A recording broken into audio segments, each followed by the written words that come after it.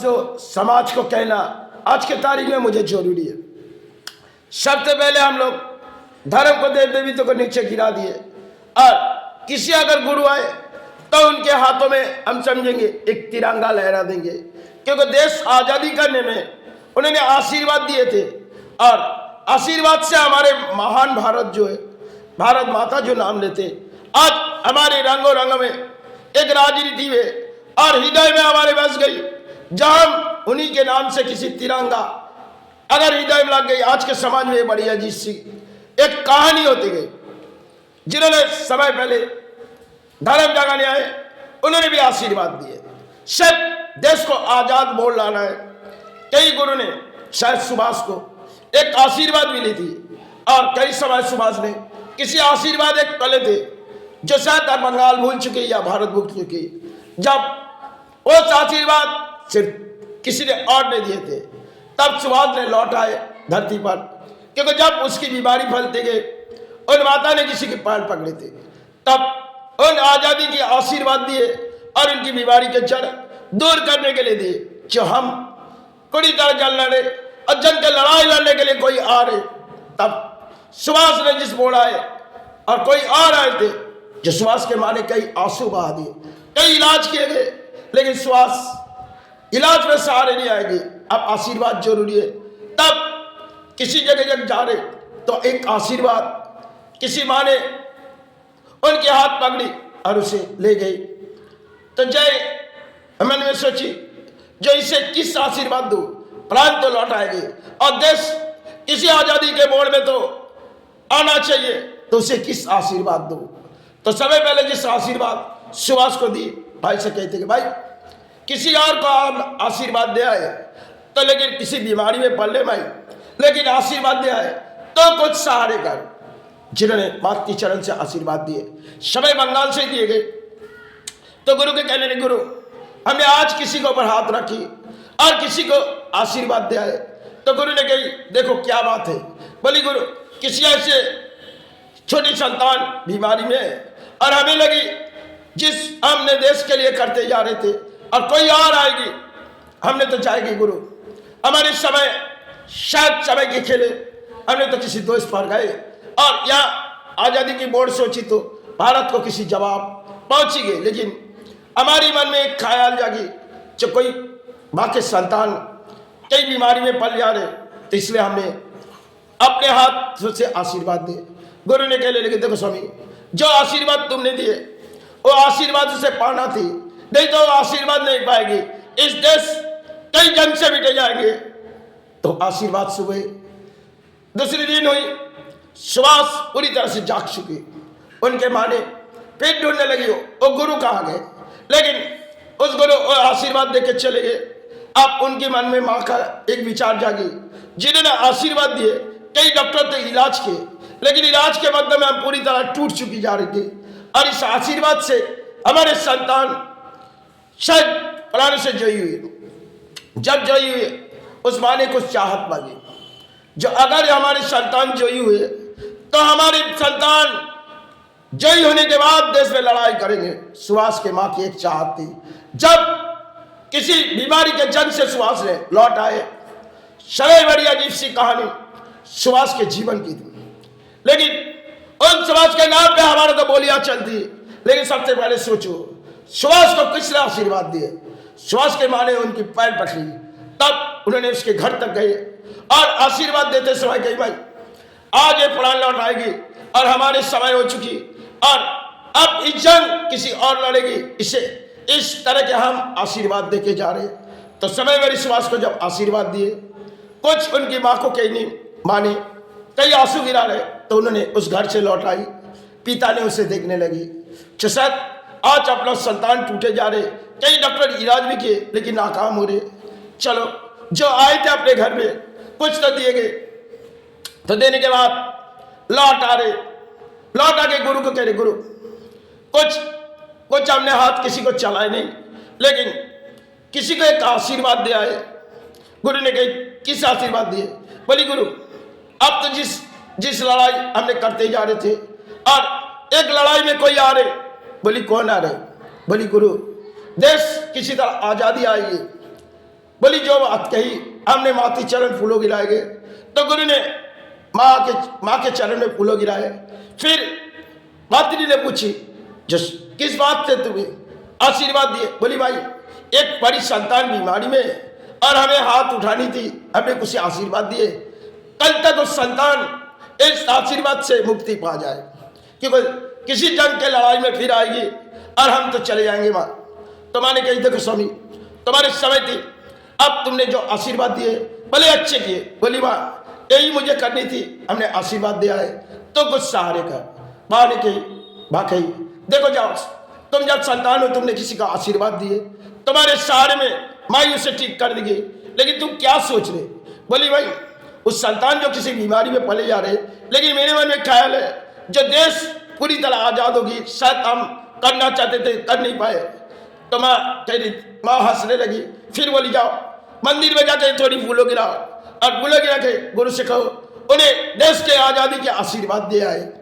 तो गुरु ने आशीर्वाद दिए और आशीर्वाद देने के बाद वो बड़ी ठीक हो गई। उसके बाद उन आशीर्वाद माँ से कह रहे माँ उन्हें जो आशीर्वाद दिया जब फूलों गिरा रहे, माँ उनकी प्राण को ठीक तरह से कर दे और इस देश के जंग में लड़ाई करने दे। तो सुभाष ने जब जंग के लड़ाई करते जा रहे, जंग के लड़ाई शुरू हुई तो कई साथी जब बीते जा रहे, सुभाष के माँ ने कुछ चाहत मांगी, सुभाष तुमने किस मोड़ पे खड़ी हुई? कई साथियां तुम्हारे बीते जा रहे। सुभाष ने उस रात घर पे गए। जब रात में घर पे गए तो भाई उसे पूछने लगी कि सुभाष आज कहाँ जा रहे हो? बोली भाई थोड़ी समय की बात आए फिर लौट आएंगे। ये बात सुभाष जानती और सुभाष के भाई जानते, लेकिन उन्होंने तो सबसे पहले कई माई के सेवा के आंगन में गए, लेकिन माई से कहते कि माँ किसी देश तक लड़ाई है, आप इस देश पर अंग्रेजों की अत्याचार है और इस अत्याचार से हम लड़ाई करेंगे। तो कई माँ धरती के माँ है जहाँ बंगाल में, उन्होंने उस आशीर्वाद दे जाओ तुम किसी जंग के लड़ाई लड़ना चाहते हो तुम्हें उस आशीर्वाद देंगे। तो सुभाष को जब आशीर्वाद दिए, सुभाष ने माथे कही माई इन आशीर्वाद अगर मेरे लिए जीवन की थी तो मैं जंग के लड़ाई करेंगे। और माई चरण फूलों गिरा के चले आए, दक्षिण स्थान तक गए, कई मंदिर पर गए, माँ ने उसे आशीर्वाद दिए। जब सुभाष जंग के लड़ाई में गए तो माँ ने महामाया ने आशीर्वाद दिए। आशीर्वाद देने के बाद अब जब जंग किसी लड़ाई चालू हुई, सुभाष कई तरह से सोच रहे हैं क्योंकि इस देश बड़ी आजाद होगी, लेकिन आजाद होने के बाद कुछ इस समय में हमें छूट नहीं होगी। कई हमारे देश के कुछ खड़ी हुई थी कि सुभाष जब लड़ाई करते जा रहे तो लड़ाई किसी तीरों की नहीं है, गला बारूद की है। अब सुभाष तो किसी आजादी करेंगे, लेकिन उस रात सुभाष ने अपने माँ के पास गई, माई कुछ ही समय की बात है फिर लौट आएंगे। इस बात सुभाष ने माई ने कही सुभाष कब लौटेंगे? बोली भाई थोड़ी समय की बात है फिर लौट आएंगे। लेकिन वो बात आज तक हमारे देश छुपी गई और देश भर कई बोलियां बोली, लेकिन सुभाष लौट आए थे इस बंगाल में। बड़ी अजीब सी कहानी। उन्होंने किस लौट उनसे कोई मार नहीं सकते, जो समाज में दिखाए गए उसे कभी मौत नहीं आ सकती। भले सुभाष थी अपने देश के, कई साथी की आजादी के बलिदान तो दिए, लेकिन फिर सुभाष बंगाल पर लौट आए थे। जो कहानी दिखाई गई वो वास्तव नहीं हो, कई घटना दिखाई गई वो कहानी वास्तव नहीं।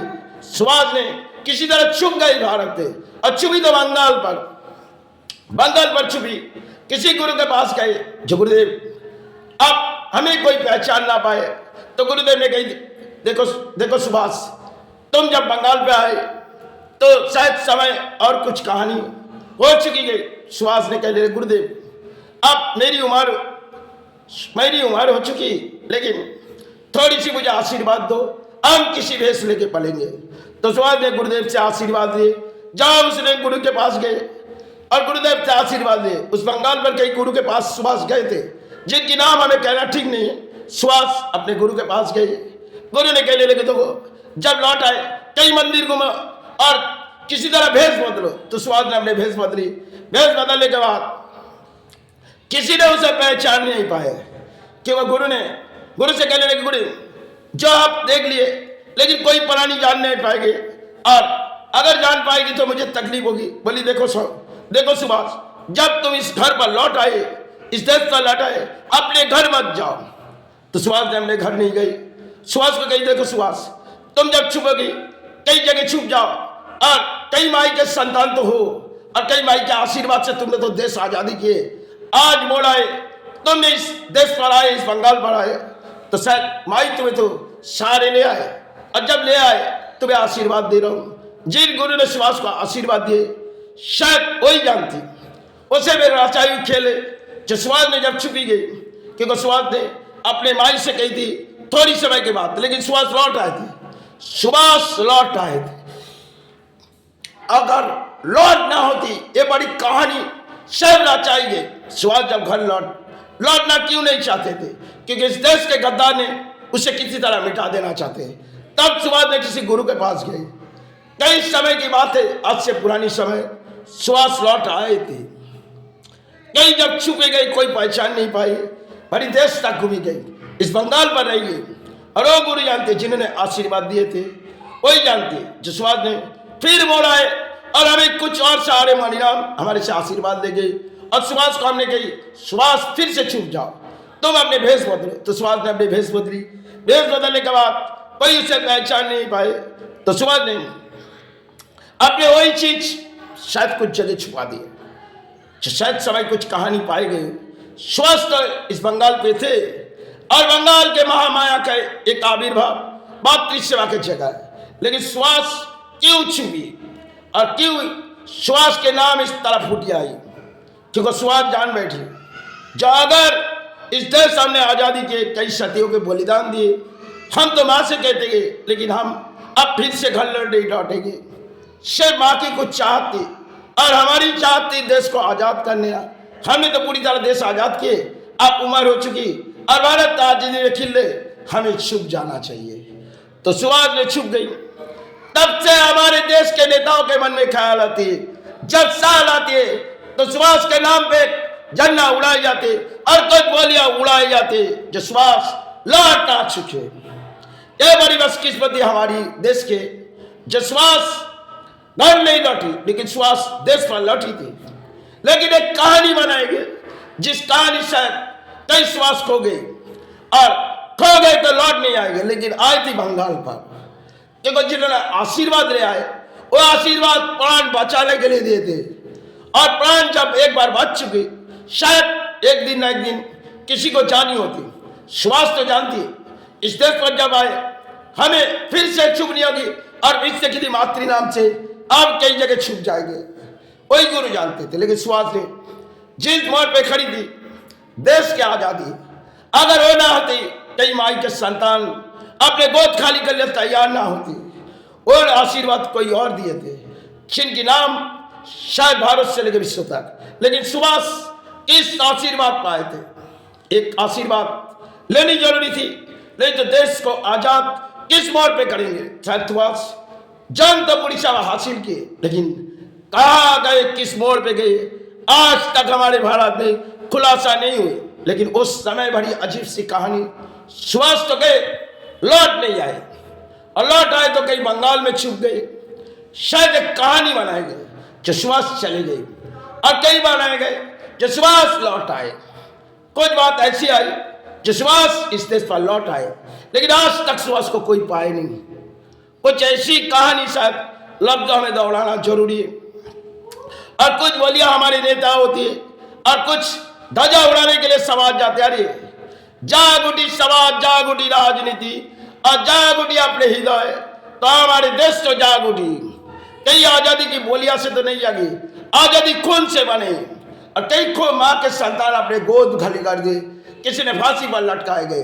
सब समय एक कहानी थी, आज उस वास्तव हमारे देश पर होगी नहीं, क्योंकि जब अंग्रेजों अत्याचार के जुल्म एक सारे दे रहे थे, कब कितने समय से अंग्रेजों ने इस अत्याचार किए, तब तो कोई माँ के संतान के इस देश को, कई माँ के संतान को लिए इस देश को पूरी तरह आजाद किए। इस मोड़ पे आना हमें ठीक नहीं है, क्योंकि आज के दौर में नेता कई आजादी नहीं करती, और ना कुछ जनता कर पाती। राजाओं की बारी है तो कुछ बात होती, लेकिन आज हमारे देश में ऊंचे बोलियां चल सकती, और ऊंचे बोलिया में हम हासिल छुड़ा सकते। जब साल आते झंडा लेके खड़े हो जाते, चलो कोई बोली बोलो, देश आजाद हुए, यही महान भारत में झंडा उड़ाओ। देश आजादी की बोलियां तो समय पहले चली गई, और आज हमारी हृदय भारत में जागती। कुछ समाज के कुछ नेताओं के बारी होती है श्वास के नाम पे, जरूरी होती है श्वास के नाम पे, और आजादी तो कई देखी नहीं। जिस किस मोड़ पे कई माँ के संतान खड़े हुए, कई आंसू बह गए, वो आजादी थी। आज उस आजादी की बलिदान शायद हमारे देश के कोई नहीं दे सकते। कितने माँ के घर बहुत उजाड़ गए, कितने माँ अपने संतान को छोड़ दिए, प्राण अपने बलिदान दिए, तब खुद से बड़ी हुई संतान सब मिटे गए, तब हमारे देश आजाद हुए।